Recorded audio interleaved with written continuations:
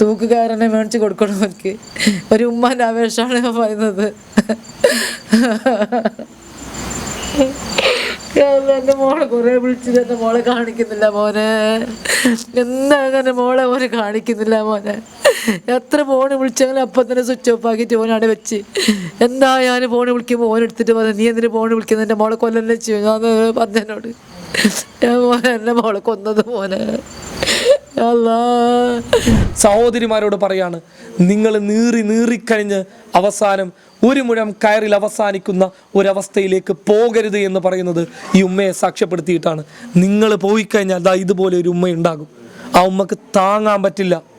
അവരിതാ ഇതുപോലെയുള്ള ആളുകൾക്ക് മുന്നിൽ പൊട്ടിക്കരിയും. ആ അവസ്ഥ നിങ്ങളൊന്ന് ആലോചിച്ച് നോക്കൂ. ഞങ്ങളിവിടെ ആദ്യം വന്ന സമയത്ത് ഞങ്ങൾക്ക് വളരെയധികം സങ്കടമായി. കാരണം ഈ ഉമ്മ ഈ കാണുന്ന നിലത്ത് ഇങ്ങനെ വീണിട്ട് പൊട്ടിക്കരിയാണ്. വളരെ വൈകാരികമായിട്ടുള്ളൊരു നിമിഷമാണ്. അത് എത്രത്തോളം വേദന ഉണ്ടാകും എന്ന് ചോദിച്ചു കഴിഞ്ഞാൽ അതിനൊന്നും നമുക്ക് അളന്നിട്ട് പറയാൻ വേണ്ടിയിട്ട് പറ്റില്ല. കാരണം ഒരു മകള് ഉമ്മയെ സംബന്ധിച്ചിടത്തോളം എല്ലാമാണ്. അത് ഓനെന്നെ മോനെ കൊന്ന എൻ്റെ മോളെ. ഓൻ്റെ ഉമ്മ ഓൻ്റെ കുടുംബത്തിൽ എൻ്റെ മോളെ കൊന്നിട്ട് മോനെ മോനെ ഇത് നിങ്ങൾ ഇനി വലിച്ചു കൊടുക്കണോ? ഇത് ഓനെ വെറുതെ വിടാൻ പാടില്ല.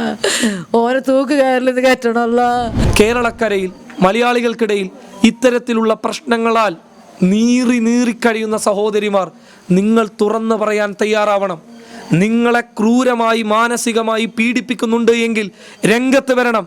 സഹോദരന്മാർ പറഞ്ഞിട്ട് കേൾക്കുന്നില്ല എങ്കിൽ, അച്ഛനും അമ്മയും കേൾക്കുന്നില്ല എങ്കിൽ പോലീസിനോട് പറയാൻ തയ്യാറാവണം. നിങ്ങൾക്ക് ഇത്തരത്തിലുള്ള ഭീകരമായിട്ടുള്ള അനുഭവങ്ങൾ ഉണ്ട് എങ്കിൽ ഞങ്ങളോട് പറയണം. ഞങ്ങൾ നിങ്ങളുടെ കൂടെ നിൽക്കും.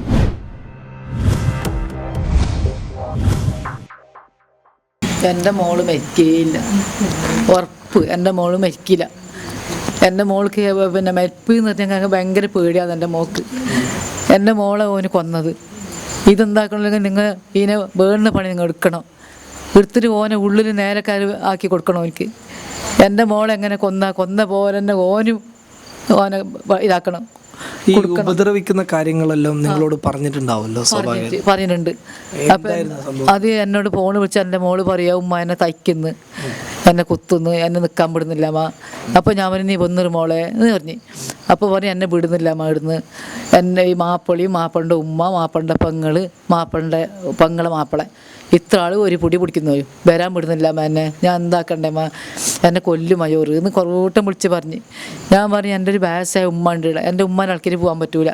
പിന്നെ എൻ്റെ മോന് പണി എന്തെങ്കിലും എടുത്തെങ്കിൽ നമുക്കിവിടെ ബാക്കി വെള്ളവും ഒക്കെ ആശുപത്രിക്ക് ചിലവെല്ലാം ഉണ്ട്. അപ്പോൾ എൻ്റെ മോന് അങ്ങ് വരാൻ പറ്റിയില്ല. എൻ്റെ മോന് പീടിയിൽ തന്നെ നിൽക്കുന്നത്. ഞാൻ മോളെ, ഞാൻ എങ്ങനെ മോളെ വരണ്ടേ, ഉമ്മ ബാമ. അങ്ങനെ ഞങ്ങൾ പോയി. ഞാൻ പോയിട്ട് നമ്മുടെയൊക്കെ ഓന് ചങ്ങായിമാർ കാറും വന്നിട്ട്, എന്താ സാന് നേരെയുണ്ട്, നിങ്ങൾ പോയിക്കോളൂ. എൻ്റെ മോളെ ഷാനു നേരെയുണ്ട്, നിങ്ങൾ പോയിക്കോളൂ എന്ന് പറഞ്ഞിട്ട് എന്നെ തച്ചിട്ട് വായിച്ച് കാല് കൊത്തു എന്നെ, നിങ്ങൾ ഇങ്ങോട്ട് വന്നെങ്കിൽ എന്നിട്ട് എന്നെ വീസിനെപ്പെടുത്തി എൻ്റെ മോളെ നോക്കാനും കഴിഞ്ഞില്ല. എൻ്റെ മോള് ആയിട്ട് മരിക്കില്ല. എൻ്റെ മോളെ പ്രശ്നം ഇങ്ങനെ മോള് നിങ്ങളോട് വിളിച്ചു പറഞ്ഞപ്പോൾ അത് അന്വേഷിക്കാൻ പോയ സമയത്ത് നിങ്ങൾ അവിടെ നിന്ന് ആട്ടി ഓടിച്ച് എത്തണ്ട കോഴിക്കോട് എത്തലും ഓനും കാറും വന്ന്, ഒരു ചോന്ന കാറ് വന്നിട്ട്, ഇടയ്ക്ക് നിങ്ങൾ വരുന്ന ഷാൻ്റെ അടുത്ത് തന്നെ നേരെ ഉണ്ട്, നിങ്ങൾ എന്നെ വരാൻ പാടില്ല എന്നല്ല. ഞാൻ എന്തെൻ്റെ മോളെ വിളിച്ചിന്, എന്ത് മോളെ ഓള് വെറുതെ പറയുന്നത് എന്ന് പറഞ്ഞു. ഞാൻ പറഞ്ഞല്ല, എൻ്റെ മോളെ ഒക്കെ കാണണം, ഈ ഭാഗത്ത് വന്ന് നിൻ്റെ കാല് തച്ച് പൊളിക്കുമെന്ന് പറഞ്ഞിട്ട് എന്നെ വയ്യെത്തി. ഞാൻ വന്ന് ഈ കല്യാണം കഴിഞ്ഞിട്ട് ഈ 3 മാസക്കാലം നേരെ ഉണ്ടായിരുന്നു നിങ്ങളൊരു ചാനലിലോട് പറയുന്നുണ്ടായിരുന്നു. അതിനുശേഷം എന്താ സംഭവിച്ചത്? അതിനുശേഷം എൻ്റെ പൊന്ന് എൻ്റെ മോളോട് വന്ന് കായിൻ്റെ എല്ലാം തിന്നിട്ടായി പൊന്ന്. സ്വർണ്ണങ്ങളൊക്കെ വാങ്ങി, സ്വർണ്ണമെല്ലാം വാങ്ങിയിട്ട് കാതിൻ്റെ ഒരു ചെയിന്, പിന്നെ ഈ മാറിൻ്റെ ചെയിന് 2 പൗണ്ട് ഉണ്ടായിന്. ഓന് 2 പൗണ്ടാണ് മാറിൻ്റെ ചെയിൻ ഇട്ടത്. ഈ മാറിൻ്റെ ചെയിന് കാതിൻ്റെ താന്ന് വിളിച്ച് പറഞ്ഞോന്. അപ്പോൾ ഓള് പറഞ്ഞു, ഇത് ഞാനിപ്പോൾ പെരക്ക് പോകുമ്പോൾ ഉമ്മ കാണുമ്പോൾ ഉമ്മ പറയുമല്ലോ, ആ മാല എടുത്ത് കായിൻ്റെ എടുത്താ മാറിൻ്റെ മാല എടുത്തെന്ന് ഉമ്മ പറയുന്നല്ലുമ്പോൾ തച്ചോളെ അടിച്ചിട്ടായിട്ട് ഈ മാല പൊട്ടിച്ച് കാതിൻ്റെ ഊരിട്ടെടുത്ത് ഓരോ പങ്ങളും ഉമ്മ ഒത്തിട്ട് ഊരിയെടുത്ത്. അപ്പോൾ എന്നോട് ഫോൺ വിളിച്ചത് റൂമിൻ്റെ ഉള്ളിൽ നിന്ന് പറയുക, ഉമ്മ എന്നെ റൂമിലിട്ടിട്ട് കെട്ടിയിട്ടിട്ട് എൻ്റെ കാതിൻ്റെ മാലയും പൊട്ടിച്ചുമ്മ, എന്നെ ഓന് കൊല്ലുമെന്ന് പറയുന്നു മാന്ന്. അപ്പം തന്നെ ഓന് ഫോണുമേറ്റ് പറഞ്ഞ്, ഞാൻ കൊല്ലന്നെ വെച്ചു, എനിക്ക് ഒരു 10 പൗണ്ടും ഒരു 2-3 ലക്ഷം ഉറുപ്പ്യൊക്കെ കൊണ്ടുത്താ, എന്നാൽ നിൻ്റെ മോളെ നേരെ നിർത്തും ഞാൻ, അല്ലെങ്കിൽ നിൻ്റെ മോളെ ഞാൻ കൊല്ലന്നെ വെച്ചു.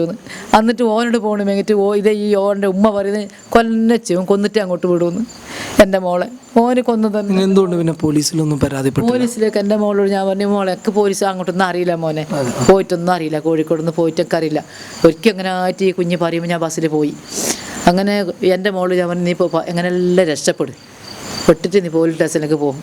പോലീസ് സ്റ്റേഷനിലേക്ക് അങ്ങനെ എല്ലാം മോള് നിനക്ക് നിന്നിട്ട് പുറത്തിറങ്ങി പോലീസ് സ്റ്റേഷനിലേക്ക് എത്തുമ്പോഴേക്ക് അപ്പോൾ തന്നെ ഓൻ്റെ ഉമ്മാവും ഉപ്പാവും ഈ പുതിയ പുള്ളിയും ഓനെ ഒത്തിട്ട് പിടിച്ച് കാറിലിട്ടിട്ട് കൊണ്ടിട്ട് ഇട്ട്. ആ ഇട്ടതിൻ്റെ പിറകെ പിന്നെ കാണുന്നുണ്ട് ഈ റൂമിൽ. അപ്പോൾ എൻ്റെ മോളോട് ഞാൻ പറഞ്ഞു, ഞാൻ മോളെ നീ വേറെ ക്വാർട്ടേഴ്സ് ആക്കുന്നു. വേറെ ക്വാർട്ടേഴ്സ് ആക്കുന്നില്ലുമ്പോൾ എൻ്റെ മോള് പറഞ്ഞു, എൻ്റെ പൈസ ഇല്ല ഉമ്മ, പൊന്നല്ലോ ഓന് മേടിച്ചിട്ടായിന്ന്. അങ്ങനെ ഞാൻ എന്താക്കുന്നതിൽ എൻ്റെ കായിൻ്റെ കൊണ്ടുപോയിട്ട് ഓന് കൊടുത്ത്. നിങ്ങളുടെ സ്വർണം കൊണ്ടുപോയിട്ട് ഓന് ബസ് സ്റ്റാൻഡിൽ ഉണ്ടായി നിന്നിട്ട് കൊടുത്ത്, ഇത് വിറ്റിട്ട് നീ ഇതാക്ക് ക്വാർട്ടേഴ്സ് എടുക്കുന്ന പറഞ്ഞിട്ട്. അങ്ങനെ കുഞ്ഞ് പറഞ്ഞ് ആ ക്വാർട്ടേഴ്സ് എത്തും ഉമ്മ എന്ന് പറഞ്ഞു. അപ്പോൾ നേരെ നിൽക്കാൻ മോളെ. അപ്പോൾ ഒരു ഓടിട്ട ക്വാർട്ടേഴ്സിലുണ്ടായിരുന്നു മുന്നേ എടുത്തിട്ട്. ഇത് ഓടിട്ട ക്വാർട്ടേഴ്സിലാണ് എടുത്തുന്നത്. ഞാൻ ഇത്ര പൈസ കളഞ്ഞിട്ട് ഓടിട്ട ക്വാർട്ടേഴ്സിലാണ് മോളെ. പാമ്പ് വരുന്നുമ്മ, ചെറിയ കാട്ടിൻ്റെ ഉള്ളിലുമ്മ, എനിക്ക് പേടിയാണെന്നില്ല. ഞാൻ പറയും, മോളെ നീ വേറെ എടുത്തോ ക്വാർട്ടേഴ്സ്, പൈസ ഇല്ല ഉമ്മ, പൈസ എല്ലാം ഓന് മേങ്ങിറ്റായി. ഞാൻ പറയും എങ്ങനെയെല്ലാം എടുക്കും മോളെ, കാടും മേങ്ങിറ്റായി, അതിന് പൈസ ഇല്ല പൊന്നു മോളെ എന്ന് പറഞ്ഞു. അങ്ങനെ എന്താക്കുന്നുണ്ടെങ്കിൽ വേറെ ക്വാർട്ടേഴ്സ് ഈ ക്വാർട്ടേഴ്സ് എടുത്തിട്ടായിട്ട് ആടുന്ന് വിളിച്ച ഉമ്മ എന്നെ കൊല്ലാന്ന് കഴിയുന്നുമ്മ, എന്നെ കൊല്ലുമ്മ, എന്നിട്ട് എപ്പോഴും കരച്ചിലും പൊളി. അപ്പോൾ ഞാൻ പറഞ്ഞു, ഞാൻ വരുന്നു മോളെ, നമ്പർ പറയും, ഏത് അഡ്രസ്സ് എന്ന് പറയും, എന്നെങ്കിലും എനിക്ക് വരാൻ പറ്റുള്ളൂ. അതായത് നിങ്ങളെ മോൾ എവിടെയാണ് ഉള്ളത് എന്നുള്ളത് നിങ്ങൾക്ക് അറിയുന്നില്ല? ആ പേരെന്ന് പുറത്താക്കി. ആ പേരെന്ന് പോയിട്ട് വേറെ ക്വാർട്ടേഴ്സ്, ഓടിട്ട ക്വാർട്ടേഴ്സ്, പിന്നെ ഇപ്പം മെച്ച ക്വാർട്ടേഴ്സ്. ആ മെച്ച ക്വാർട്ടേഴ്സ് ഓടിട്ട ക്വാർട്ടേഴ്സ് എനിക്ക് കാണിക്കുന്നില്ല. എന്തായാലും ഇവന് കാണിക്കുന്നില്ല. അപ്പോൾ എൻ്റെ മോളൊരു ഉമ്മ ഇന്ന് സ്ഥലം ആ ക്വാർട്ടേഴ്സിലും ഫോണ് വേങ്ങിയിട്ട് കട്ടാക്കി. എങ്ങനെ ആയാലും ഫോണ് വിളിക്കുമ്പോൾ ഓന് വിടൂല. അതായത് ചിലപ്പോൾ പ്രേക്ഷകർക്ക് ഇവരുടെ ഭാഷാപരമായിട്ടുള്ള ചില പ്രശ്നങ്ങൾ അനുഭവപ്പെടുന്നുണ്ടാകാം. അതായത് ഇവരുടെ മകളെ ഇവർക്ക് നേരിട്ട് കാണാൻ പറ്റുന്ന അവസരങ്ങൾ ഉണ്ടായിരുന്നില്ല എന്നാണ്. അതായത് പലപ്പോഴും നേരിട്ട് കാണാൻ വേണ്ടിയിട്ട് ശ്രമിക്കുന്ന സമയത്തൊക്കെ സജ്ജാദും സജ്ജാദിൻ്റെ കുടുംബവും ഇവരെ കാണാൻ വേണ്ടിയിട്ട് അനുവദിക്കുന്നില്ല എന്നുള്ളതാണ്. വളരെയധികം വൈകാരികമായിട്ടുള്ള ഒരവസ്ഥയാണ്. ഒരു പക്ഷേ ഞങ്ങളിവിടെ ആദ്യം വന്ന സമയത്ത് ഞങ്ങൾക്ക് വളരെയധികം സങ്കടമായി. കാരണം ഈ ഉമ്മ ഈ കാണുന്ന നിലത്ത് ഇങ്ങനെ വീണിട്ട് പൊട്ടിക്കരിയാണ്. വളരെ വൈകാരികമായിട്ടുള്ളൊരു നിമിഷമാണ്. അത് എത്രത്തോളം വേദന ഉണ്ടാകും എന്ന് ചോദിച്ചു കഴിഞ്ഞാൽ അതിനൊന്നും നമുക്ക് അളന്നിട്ട് പറയാൻ വേണ്ടിയിട്ട് പറ്റില്ല. കാരണം ഒരു മകള് ഉമ്മയെ സംബന്ധിച്ചിടത്തോളം എല്ലാമാണ്. അങ്ങനെയുള്ള ഉമ്മക്ക് ഒരു മകള് നഷ്ടപ്പെടുമ്പോഴുണ്ടാകുന്ന വേദന ചിലപ്പോൾ ചില ആളുകൾക്കൊക്കെ ഇങ്ങനെ ടി വിയിലൊക്കെ കാണുന്നത് പോലെ ഒരു പൊട്ടിക്കരിച്ചൽ, അതിനപ്പുറത്തൊന്നുമില്ല എന്ന് ചിലപ്പോൾ തോന്നിപ്പോകാം. പക്ഷെ അതല്ല, അതിനപ്പുറത്ത് ഒരു വലിയ സങ്കടമുണ്ട്. ആ വേദനയാണ് നിങ്ങളിപ്പോൾ ഇവിടെ കാണുന്നുള്ളത്. ആ വേദന ഞങ്ങൾ അനുഭവിക്കുന്ന അതേ രീതിയിൽ നിങ്ങളിലേക്ക് എത്തിച്ചു തരുന്നത് എന്തിനാണ് എന്ന് ചോദിച്ചു കഴിഞ്ഞാൽ, ഇനി എവിടെയും ഇതേപോലെ ഒരു അവസ്ഥ ഉണ്ടാകരുത്. ഷാനുവിനെ പോലെയോ റിഫയെ പോലെയോ അല്ലെങ്കിൽ ലബീബയെ പോലെയോ അങ്ങനെയുള്ള ഒരു അവസ്ഥയും നമ്മുടെ കേരളത്തിൽ ഉണ്ടാവരുത്. ഇവിടെ നോക്കേണ്ട വളരെ പ്രധാനപ്പെട്ട ഒരുപാട് കാര്യങ്ങൾ നമ്മൾ തിരിച്ചറിയേണ്ടതുണ്ട്. ഈ ഉമ്മ ഈ പറയുന്ന മകൾക്ക്, നിങ്ങൾക്ക് വേറെ ആരും ഇല്ലല്ലോ അല്ലേ? ഇല്ല, എനിക്ക് 2 പെണ്ണും, വേറെ ആരും എനിക്കില്ല. ഈ കല്യാണമൊക്കെ കഴിച്ചു കൊടുത്തത് നിങ്ങൾ തന്നെയല്ലേ? കല്യാണം കഴിച്ചത് ഞാൻ എൻ്റെ വലിയ മോനൊത്തിട്ട്. എന്താ വലിയ ഈ മൂത്ത സഹോദരൻ എന്താ ചെയ്യുന്നുള്ളത്? ഓന് പീടിയയിൽ, മറ്റേ ഈ തുണിൻ്റെ കടയിൽ. ഇവിടെ മറ്റേ എന്തിപ്പോൾ അതിനെ പറഞ്ഞ റോയല്, കാസർഗോഡല്ല, അതെന്താ പീടിയൻ്റെ പേര് അറിയുന്നില്ല മോനക്ക്. ഈ കാസർഗോഡ് ജില്ലയില? അല്ലല്ല, ഈടൊക്കെ ചെറുവത്തൂർ. ആ. പിന്നെ ഇവരൊക്കെ കൂടി നിങ്ങൾ സ്വന്തമായിട്ട് വീടൊന്നും ഇല്ലല്ലോ? ഇല്ല, വീടൊന്നും ഇല്ല, ക്വാർട്ടേഴ്സ് തന്നെ ഉണ്ടായത്. അപ്പോൾ നിങ്ങൾ 25 പവനൊക്കെ എങ്ങനെയാണ് കൊടുത്തത്? അത് കടമെല്ലാം മേങ്ങിറ്റും മുടിച്ചിട്ട് ഇന്നും കടം വീടാനുണ്ട്. ഞാൻ തന്നെ എല്ലാവരോടും മേങ്ങിറ്റും. പിന്നെ 10 പൗൺ ഞാനാക്കി. ഈ 15 പൗൺ എൻ്റെ മോന് പണിയെടുത്ത പൈസ. അവർ സ്വർണം ചോദിച്ചിരുന്നു. 25 പൗൺ തരണമെന്ന് യസ്മാൽ എന്നോള് പറഞ്ഞ്. അപ്പോൾ സജ്ജാദിൻ്റെ ഉമ്മ 15 പൗൺ എൻ്റെ മോന് ആക്കിയത്. ഓൻ നയിച്ച പൈസ. ഈ 10 പൗണിൽ ഞാൻ എല്ലാവരോടും മേങ്ങിറ്റും മുടിച്ചിട്ടും പൈസ ആക്കിയിട്ട് എന്തുകൊണ്ടാണ് അങ്ങനെ ഒരു ദൂരത്തേക്കുള്ള ഒരു റിലേഷനിലേക്ക് നിങ്ങൾ പോയത്? കോഴിക്കോട് അങ്ങനെയല്ല ഞാൻ ചോദിച്ചത്.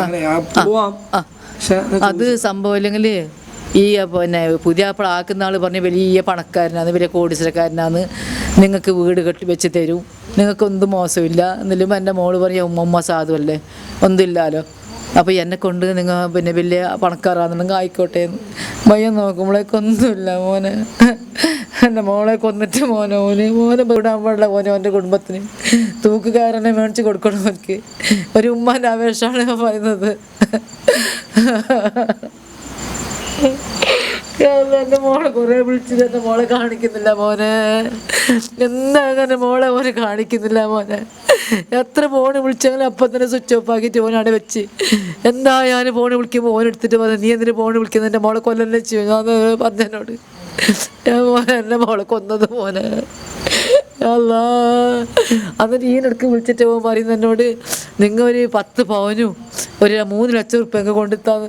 ഞാൻ പറഞ്ഞു, എൻ്റെ കയ്യിലില്ല ഇപ്പോൾ 10 ലക്ഷം 3 ലക്ഷം ഉറുപ്പ്യ 10 പൗണ്ട് എൻ്റെ ഇല്ല മോനെ എന്ന് പറയുമ്പോൾ നിങ്ങളെ മോളെ കൊല്ലൂന്ന്.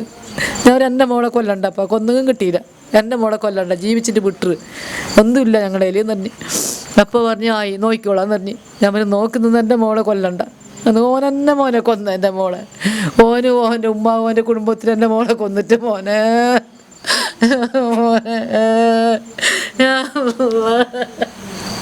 ഇത് നിങ്ങൾ ഇനി വലിച്ചു കൊടുക്കണോ? ഇത് ഓനെ വെറുതെ വിടാൻ പാടില്ല. ഓനെ തൂക്ക് കയറിൽ കയറ്റണമല്ല. ഓൻ്റെ ഉമ്മാനും ഓൻ്റെ പങ്കാളിയും ഓളെ പങ്കളെ മാപ്പിള്ളിയല്ല ഓൻ്റെ കുടുംബത്തിന് നേരവയാക്കാൻ പാടില്ല. ഓന് തൂക്കുകാരനെ മേ കൊടുക്കണം മോനെ. എൻ്റെ മോളെ കൊന്നിട്ട് മോനെ. ഉമ്മ എൻ്റെ മോള് പറയും, ഉമ്മാനെ പഠിച്ച കാത്തിരിച്ച് കെട്ടുമ്മ, ഞാൻ നിസ്കരിച്ച ഉമ്മക്ക് ദുവായിരിക്കുന്നമ്മ, ഉമ്മാനെ കാത്തിരിച്ച് കെട്ടുമ്മ, ഉമ്മാനുള്ള കാക്കെട്ടുമ്മ എന്നെല്ലാം പറഞ്ഞാൽ എൻ്റെ മോളൊക്കെ ദുവായിരിക്കുന്ന മോനെ. മീനാന്ന് വരെ ദുവായിരുന്നു മോനെ. എൻ്റെ മോളെ കൊന്നിട്ട് മോനെ, ഓനെ കൊന്ന മോനെ. വേറെ നിങ്ങളെ മോളെ കൊല്ലം ചെയ്യുന്നു. അപ്പോൾ ഞാൻ പറയും, കൊല്ലുന്നത് ഇപ്പോൾ കൊല്ലം കയ്യോ അങ്ങനെയെങ്കിലും. അപ്പോൾ ജോന് പോകണമെങ്കിൽ കൊല്ലം കയ്യെല്ലാം കൊല്ലം ചെയ്യുന്നു. അങ്ങനെ ബയ്യ എന്താക്കലും ഓന് സിനിമയിൽ ഓന് ഇതാക്കി ആക്കിയിട്ട്. ഈ സിനിമയിലേക്ക് നിങ്ങളുടെ മകളെ കൊണ്ടുപോകുന്നത് അവളുടെ താല്പര്യപ്രകാരമാണോ അല്ലെങ്കിൽ ഭർത്താവിന്റെ താല്പര്യപ്രകാരം? ഭർത്താവിന്റെ താല്പര്യം തച്ചിട്ട്. അതെന്റെ മോള് പറഞ്ഞ ഉമ്മ.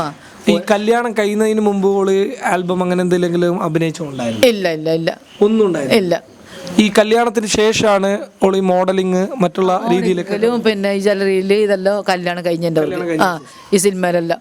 അപ്പൊ ഇയാൾക്ക് പണിയുണ്ടായിരുന്നു, അതായത് ജന്മദിനമായിരുന്നു ഇന്ന് അല്ല, ഇന്നലെ നിങ്ങളെ വിളിച്ചു.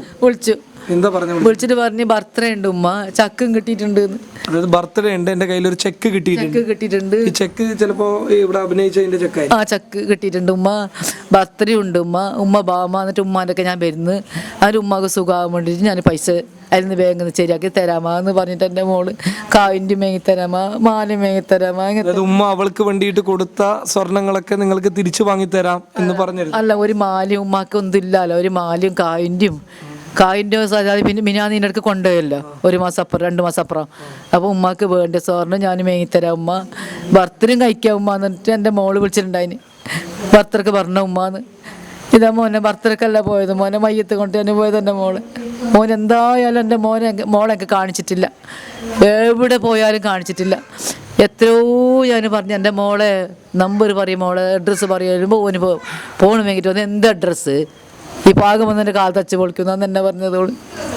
എന്നെ കൊല്ലാതെ കൊല്ലുന്നെന്ന് പറഞ്ഞ് എൻ്റെ മോളെ കൊന്നത് മോനെ.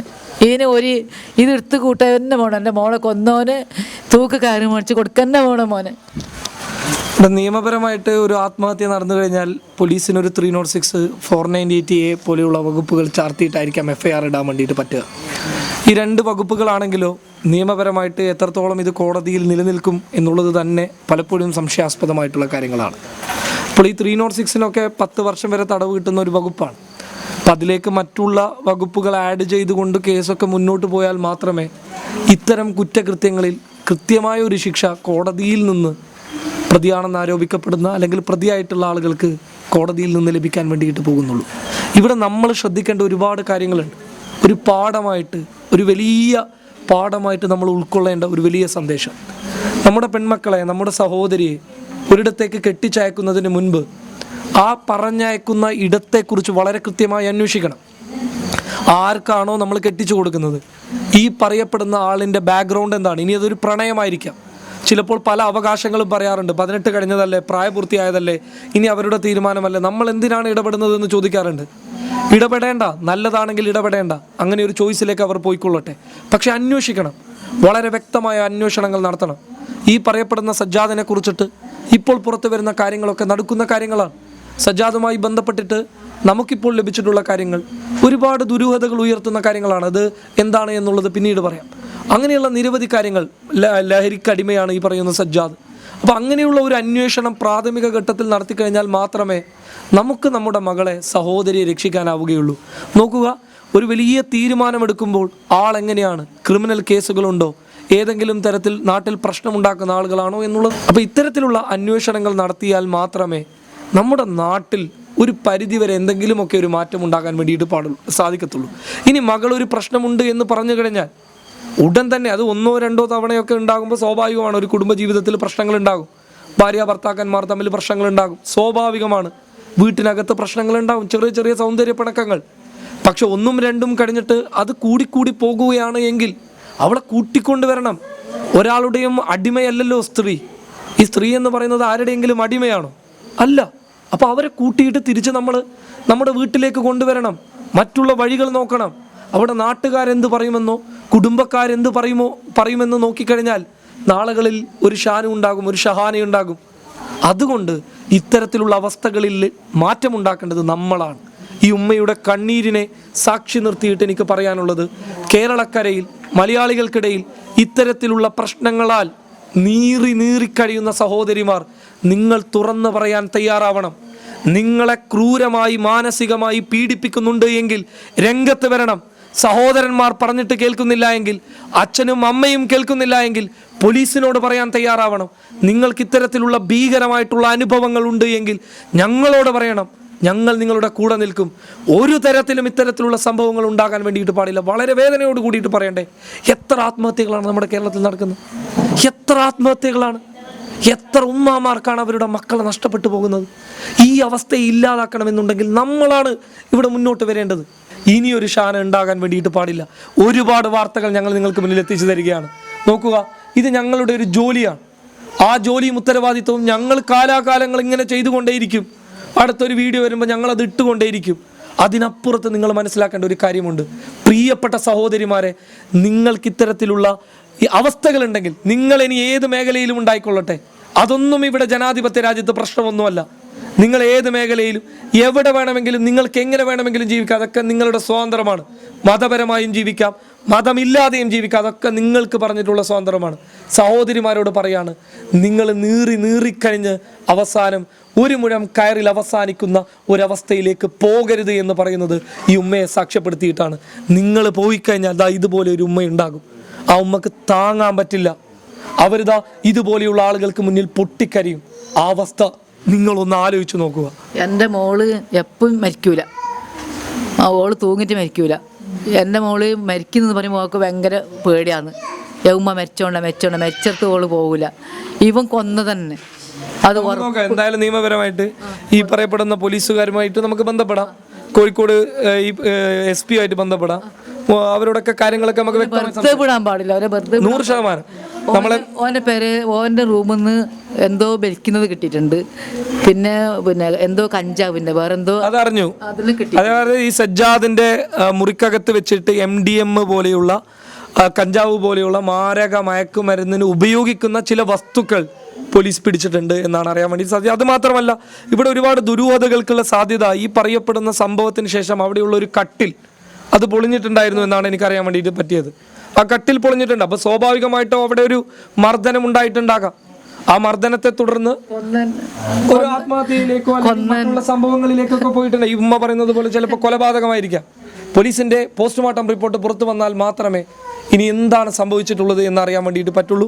എന്തായാലും ഈ കുടുംബത്തിന് എല്ലാ രീതിയിലുള്ള പിന്തുണ കൊടുക്കാൻ നമ്മൾ തയ്യാറാകണം. നമുക്ക് വീണ്ടും ഈ വിഷയം തീർച്ചയായും ഓൻ്റെ കുടുംബത്തിനെ വെറുതെ വിട്ടുകൂടാ. എൻ്റെ മോളെ കൊന്ന തന്നെ ഓൻ എന്നോട് പറയുന്നുണ്ട് നിൻ്റെ മോളെ കൊല്ലൂന്ന്. ഓൻ്റെ ഉമ്മാവും പറയുന്നുണ്ട് കൊല്ലൂന്ന്. എൻ്റെ മോൾ എപ്പോഴും കാര്യം ചെയ്യും വിളിച്ചിട്ട്, ഉമ്മ എന്നെ കൊല്ലുമെന്ന് പറയുന്നത്, ഉമ്മ എന്നെ ഭീഷണിപ്പെടുത്തുന്നുണ്ട്, എന്നെ തയ്ക്കുന്നുണ്ട്. അപ്പോൾ റൂമിൻ്റെ നമ്പർ പറയുമ്പോൾ ഏടെ ക്വാർട്ടേഴ്സ് എന്നാലും അപ്പനെ ഓന് കട്ടാക്കി ഓന് വെച്ച്. മകളെ ആക്രമിക്കപ്പെടുന്നുണ്ട് എന്നുള്ള കാര്യങ്ങൾ ഉമ്മയെ വിളിച്ച് പറയുമ്പോഴും ഉമ്മക്ക് എത്താൻ വേണ്ടിയിട്ട് പറ്റുന്നില്ല. കാരണം അഡ്രസ്സ് അറിയില്ല, എവിടെയാണ് വീടെന്നറിയില്ല. കാരണം ഊരും പേരും ഇല്ലാത്തവർക്ക് കെട്ടിച്ചു കൊടുത്തു കഴിഞ്ഞാൽ ഇതൊക്കെ തന്നെയാണ് അവസ്ഥ. നമുക്കിവിടെ വെച്ച് അവസാനിപ്പിക്കാം. ഇനിയും ഒരുപാട് കാര്യങ്ങൾ ഉമ്മക്ക് പറയാനുണ്ട്. കൂടുതലായിട്ട് ഈ കേസുമായി ബന്ധപ്പെട്ടിട്ടുള്ള കാര്യങ്ങളും മറ്റുള്ള വിശദാംശങ്ങളും ചാനലിലുണ്ടാകും. ക്യാമറ പേഴ്സൺ തബ്ഷീർ അബ്ദുള്ളയുടെ കൂടെ ഖാദർ കരിപ്പൊടി, പബ്ലിക്. നന്ദി.